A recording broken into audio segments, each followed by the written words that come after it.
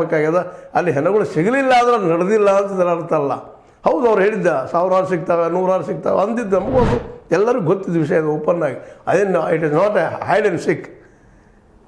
ಅದಕ್ಕಾಗಿ ಇವತ್ತು ಮೂಲತಃ ಜನಸಾಮಾನ್ಯರು ಇವತ್ತು ಒತ್ತಡ ಮಾಡ್ತಾ ಇರೋದು ತನಿಖೆ ಪೂರ್ಣ ಆಗಲಿ.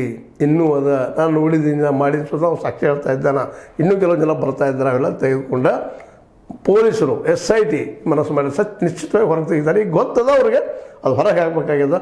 ಆದರೆ ಅದ್ರ ಮೇಲೆ ಏನೋ ಪ್ರೆಷರ್ ಅದ ಅನ್ನೋದು ಮಾತ್ರ ಈ ಎಲ್ಲ ಘಟನಾವಳಿಗಳಿಂದ ಸ್ಪಷ್ಟ ಆಗ್ತಾ ನಡೆದ.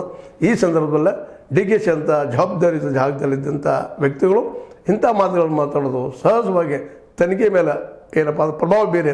ಅನ್ಯಾಯಗಳಾಗಿ ಸತ್ತಂಥ ಹೆಣ್ಣು ಮಕ್ಕಳಿಗೆ, ಅಲ್ಲಿ ಸತ್ತಂಥ ಯಾವುದೇ ಗಂಡು ಮಕ್ಕಳಿಗೆ ಅನ್ಯಾಯ ಮಾಡಿದಂಗೆ ಆಗ್ತದೆ. ಸತ್ಯ ಹೊರಗೆ ಬರಲಿ.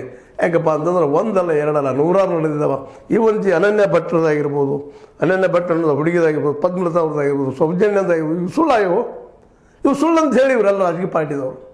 ಹೌದು ಬರೀ ನಡೆದಿಲ್ಲ ಅಂತ ಹೇಳಿದಲ್ಲ, ಆಗಿಲ್ಲ ಅಂತೇಳಿ ಯಾರು ಮಾಡಿದ್ರೆ ಹಾಗಾದ್ರೆ ಬೇಕಲ್ಲ. ಯಾರು ಏನು ಸರ್ಕಾರ ಇರೋದೇ ಅದಕ್ಕೆ ತನಿಖೆ ಮಾಡಿಸ್ಬೇಕಲ್ಲ. ಮಾಡ್ತಾ ಇದ್ದಾರೆ, ಹಚ್ಚಿದ್ರೆ ಏನೋ ಒಟ್ಟು ಯಾವುದೋ ಒತ್ತಡ ಮೇಲೆ ಮಾಡ್ತಾ ಇದ್ದೀರಿ.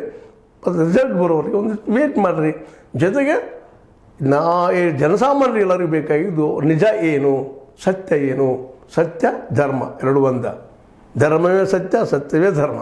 ಇಲ್ಲ ಸತ್ಯ ಹೊರಗೆ ಬರಬೇಕಾಗ್ಯದ. ಇದು ಹಿಂದಿದ್ದಂಥವ್ರು ಇದ್ರ ಹಿಂದಿದ್ದಂಥ ಹಸರು ಮೇಲೆ ಹೊರಗೆ ಹೋಗ್ಬೇಕಾಗ್ಯದ. ಅದಕ್ಕಾಗಿ ತನಿಖೆ ಇನ್ನಷ್ಟು ತೀವ್ರ ಆಗಲಿ. ಜೊತೆಗೆ ಸಿಕ್ಕಂಥ ಎವಿಡೆನ್ಸ್ ಮೇಲೆ ಏನೇನು ಮಾಡ್ಲಿಕ್ಕೆ ಸಾಧ್ಯತೆ SIT ಗೊತ್ತದ. ಅವ್ರಿಗೆ ಬುದ್ಧಿ ಶಕ್ತಿ ನಮ್ಗೆ ಯಾರಿಗೂ ಇಲ್ಲ. ಬುದ್ಧಿವಂತರಿದ್ದಾರೆ ಸಾಕಷ್ಟು. IPS ಆದಂಥವ್ರು, ಪಾಸ್ ಆದಂಥವ್ರು, ಅದರಲ್ಲಿ ಅಭ್ಯಾಸ ಮಾಡಿದವರು, ಜಗತ್ತಿನ ಶ್ರೇಷ್ಠ ಏನಪ್ಪ ಅಂತಂದ್ರೆ